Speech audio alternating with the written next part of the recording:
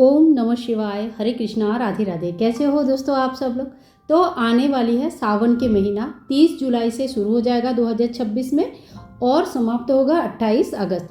28 अगस्त राखी पूर्णिमा है और इसी दिन पूर्णिमा के दिन सावन पूर्णिमा भी मनाया जाएगा और इसी दिन सावन का अंतिम दिन होगा। तो उद्यापन भी जो करना चाहते हैं वो इसी दिन करेंगे, ठीक है। अब सावन के महीने में जो सोमवार आता है ये बहुत ही ज़्यादा महत्वपूर्ण होता है और कहते हैं कि इन सोमवार के व्रत हर किसी को, हर सनातनी को रखना चाहिए।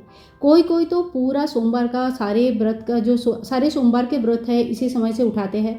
कोई 16 सोमवार के व्रत उठाते हैं तो कोई सिर्फ सावन के 4 या 5 जितने भी सोमवार आते हैं उनके व्रत उठाते हैं, ठीक है। शिव जी की पूजा करना बहुत सरल विधि से होता है। मैं यहाँ पे आप लोगों को बहुत ही अच्छी तरह से पूजा करके दिखा रही हूँ। तो आप इस तरह से सजाकर बहुत सुंदर से भी कर सकते हैं अगर आपके पास समय है तो। नहीं तो कम से कम आप 1 लोटा जल भगवान शिव जी के शिवलिंग पर चढ़ा दीजिए। इस समय आप घर पर शिवलिंग की स्थापना भी कर सकते हैं। तो देखिए, शिवलिंग की स्थापना मतलब लोग अगर पूछते हैं कौन सा शिवलिंग लाना चाहिए, घर के लिए कौन सा अच्छा है, ऐसा कुछ नहीं है। सारे शिवलिंग अच्छे होते हैं। सिर्फ अंगूठी से ज़्यादा बड़ा शिवलिंग नहीं लाना है, छोटा शिवलिंग लाना है। और आप स्फटिक के ला सकते हो, मिट्टी के शिवलिंग की स्थापना करके डेली पूजन कर सकते हो, पत्थर के ला सकते हो, नर्मदेश्वर ला सकते हो और पीतल के ला सकते हो।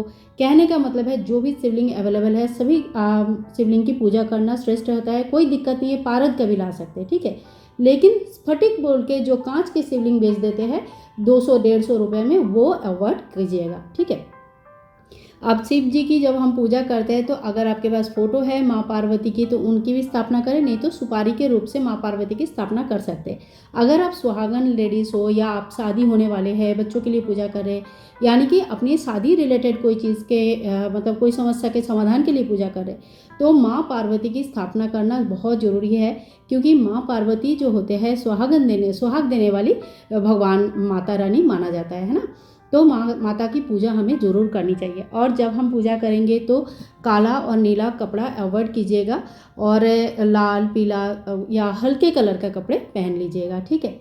शिव जी की पूजा में शिवलिंग की पूजा अनिवार्य होता है। अगर आपके पास शिवलिंग है स्थापित पहले से ही तो आप उनकी पूजा करें। और अगर शिवलिंग आपके घर पर नहीं है या आप स्थापना करना नहीं चाहते हो साल भर के लिए, तो आप डेली मिट्टी के शिवलिंग बनाकर पूजा कर सकते हैं।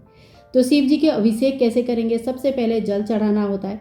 उसके बाद आप कच्चा दूध चढ़ा सकते हैं, पंचामृत, फलों का रस, फूलों का रस और इत्र चंदन से स्नान करा सकते हैं। और उसके बाद लास्ट में फिर से जल चढ़ाकर शुद्धिकरण स्नान किया जाता है।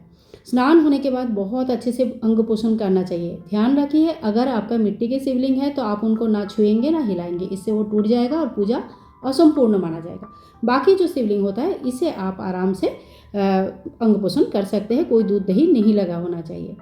अब इसमें अक्षत का आसन लगाकर मैंने शिव जी को स्थापना किया है। धूप दीप हमें अभी प्रज्वलित कर देनी है। धूप दीप प्रज्वलित करने से एक तो दिया हमारा पूजा का साक्षी होता है, दूसरा कि देखने में इतना अच्छा लगता है, एक एनवायरनमेंट बन जाता है जिससे हमें पूजा में बहुत मन लगता है। भगवान भोलेनाथ का अगर आप नियम संकल्प लेके पूजा करना शुरू करना चाहते हैं तो पहले सोमवार हाथ में फूल, जल और थोड़ी सी अक्षत लेके संकल्प ले लीजिए कितना दिनों के लिए आप पूजा करना चाहते हैं और किस तरह से व्रत रखना चाहते हैं, ठीक है। अगर आप फलाहारी व्रत रखना चाहते हैं तो उसके संकल्प लें और आगे के सोमवार सारे उसी तरह से व्रत रखें, ठीक है। तो जैसे भी आपका शरीर है उस हिसाब से ही हमें संकल्प लेना चाहिए। इसके बाद हम भगवान शिव जी को जनेऊ चढ़ाएंगे, वस्त्र स्वरूप कलावा चढ़ाएंगे। देखिए, गणेश जी को पीला जनेऊ चढ़ता है और शिव जी को सफ़ेद जनेऊ चढ़ता है, ठीक है। अगर जनेऊ नहीं है तो आप कच्चा सूत को साथ पर लपेट के भगवान शिव जी के ऊपर चढ़ा सकते हैं। इस समय अगर घर पर कुछ लाना चाहते हैं तो देखिए, आप इस समय चंदन ला सकते हैं। चंदन पीढ़ी जिसे घिस के चंदन होता है ना, वो बहुत ही अच्छा रहता है। और त्रिशूल रह सकते हैं। कहते हैं कि घर में कभी शत्रु नहीं आते, त्रिशूल जिसके घर में रहते हैं। और माला जब अगर करना है भगवान शिव जी की या माता रानी की तो रुद्राक्ष की माला ला सकते हैं। नंदी बाबा आप ला सकते हैं। कहते हैं कि शिव जी की तक जो भी बात हमें पहुंचाना होता है वो पहले हमें नंदी बाबा के कान में जाके बोलना होता है। और फिर जैसे ही शिव जी अपने योग निद्रा से बाहर आते हैं तो नंदी बाबा सारे खबर जो है ना शिव जी को देते हैं। तो डायरेक्ट तो उन तक हम कभी पहुंच ही नहीं सकते हैं, लेकिन नंदी बाबा उनका इतना प्रिय है कि वो सबसे पहले अपने नंदी जी की बात सुनते हैं। तो शिव जी की जब हम पूजा करेंगे ना तो नंदी जी अगर आपके पास नहीं भी है तो मन ही मन उनका स्मरण कर लीजिए, उनको नमस्कार कीजिए और उसके बाद फिर पूजा कीजिएगा। तो यहाँ पे देखिए मैंने सभी को तिलक लगा दिया है और माता रानी को फूल चढ़ा दीजिएगा। लाल फूल है तो बहुत अच्छा है। पान के पत्ते अगर आपके पास है तो माता रानी को पान के पत्ते में भोग चढ़ा सकते हैं। सुहागन लेडीज़ जो पूजा करेंगे या जो लड़कियाँ अपनी शादी के लिए पूजा कर रहे हैं वो पहले सोमवार अपने कुछ सुहाग सामग्री माता रानी को जरूर चढ़ाए और उसके बाद उसको किसी सुहागन लेडीज़ को दान कर सकते हैं। ठीक है। और देखिए आपको भांग के पत्ते मिल जाते हैं, बेलपत्र, समी के पत्ते, आकड़े के फूल, आकड़े के फल, ये जो भी भगवान की शिव जी के प्रिय वस्तुएं हैं वो सारी चीज़ें आप चढ़ा सकते हैं। लेकिन अगर नहीं मिलती है तो सिर्फ एक बेलपत्र और एक लोटा जल से भी पूजन किया जा सकता है। बेलपत्र चढ़ाने का नियम है ऐसा उल्टा करके चढ़ाना है, मतलब चिकना पार्ट जो है भगवान शिव जी के ऊपर रहता है, चंदन लगा के ही चढ़ाना चाहिए और जो पीछे का मोटा पार्ट रहता है जहाँ से बेलपत्र जुड़ा हुआ रहता है पेड़ के साथ उस पार्ट को काट देना चाहिए। ठीक है। अब भोग में आप मिठाई, कोई भी मीठा भोग लगा सकते हैं। सफ़ेद मीठा चीज़ों का भोग लगाया जाता है। आप खीर बना सकते हैं, फलों का भोग लगा सकते हैं, कोई भी मौसमी फल का, ड्राई फ्रूट्स का भोग लगा सकते हैं। ठीक है। तो जो भी आपके पास है, जैसा भी आप भोग का अरेंजमेंट कर सकते हैं उसी तरह से आप भोग लगाइए। और एक अगर हो सके तो पान के पत्ते में लौंग, इलायची, बतासा, सुपारी रख के माता रानी को अर्पण करें। अब बहुत लोग पूछते हैं इसका बाद में क्या करना है। अगर आप हवन करते हो तो इनको हवन में आप डाल सकते हो ताकि डायरेक्ट माता रानी तक पहुँचे, और अगर नहीं करते हो तो इन सभी चीज़ों को भोग स्वरूप आप ग्रहण कर सकते हैं।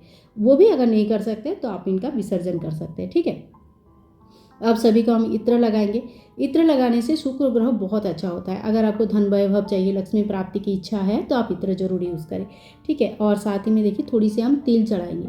तिल हमारे पाप का नाशक माना जाता है। तिल से हमारे बहुत सारे पाप नाश हो जाते हैं और बहुत सारे दोष बाधाएं दूर होती है। और अक्षत चढ़ाने से लक्ष्मी प्राप्ति होती है। ऐसे ही गन्ने का जूस, गुड़ का पानी, फलों का रस, अलग अलग चीज़ों से भगवान की पूजा करने से अलग अलग फल की प्राप्ति होती है। रुद्राक्ष की माला अगर लेके आए हो तो इनका एक माला जप करना आप डेली शुरू कर सकते हैं। तो ये ओम नमः शिवाय इस मंत्र का जप कर सकते हैं, या आपको जो भी शिव जी के मंत्र पसंद है, आप अगर शरीर के रिलेटेड कुछ प्रॉब्लम है, आप बीमार हो तो फिर आप महामृत्युंजय मंत्र का जप एक माला जरूर करें, इससे बहुत फ़ायदा होता है। इसके बाद हमें आरती करनी है तो आरती आप जो दिया जलाया है उससे भी कर सकते हैं, नया कपूर जलाकर भी कर सकते हैं, या तो फिर घी का या तिल का तेल का अलग से दिया जलाकर भी आरती कर सकते हैं। तो सबसे पहले गणेश जी को आरती दिखाना है, उसके बाद भगवान शिव जी, माँ पार्वती को आरती दिखाना है, और इस तरह से पूरे आरती को घर पर घुमाइए, बच्चों को ऊपर दीजिए, ताकि ये मन बहुत ज़्यादा पॉजिटिविटी ना सभी के अंदर लाते हैं। आरती होने के बाद 3 बार इस तरह से जल घुमा देंगे और हाथ जोड़ करके पूजा में रही कमियों के लिए समय याचना कर लेंगे। ये जो पूजा है ये आप ब्रह्म काल में एकदम सुबह सुबह कर सकते हैं और प्रदोष काल में यानी कि शाम के समय भी कर सकते हैं। ठीक है। सिर्फ शुद्ध मन से भगवान शिव जी को 1 लोटा जल और 1 बेलपत्र चढ़ाकर भी आप पूजन कर सकते हैं। इससे भी मन की सारी मनोकामनाएं पूर्ण होती है। तो आज के लिए वीडियो यहीं पे एंड करूँगी। अगर वीडियो आप लोगों को अच्छा लगा है, पसंद आया है और इन्फॉर्मेटिव लगा है तो प्लीज़ लाइक कीजिएगा और चैनल पर बने रहिएगा इस तरह का और भी वीडियोस देखने के लिए। हरे कृष्णा, राधे राधे, ओम नमः शिवाय।